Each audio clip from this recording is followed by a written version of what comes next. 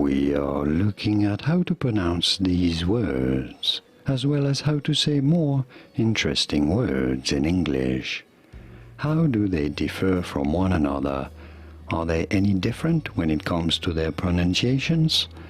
Well, actually, there isn't any difference in the way those are to be pronounced.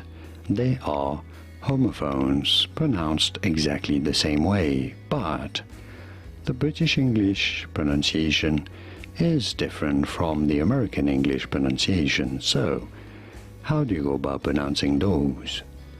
In British English, this is normally pronounced as poor, poor. In American English, however, this is normally said as poor, poor in American English versus poor in British English. Did you get this? Could you hear the difference? Was this any helpful? Let me know in the comments and by using the like button. Thanks for your support. Here are more videos on how to pronounce more words in English whose pronunciations aren't exactly always obvious.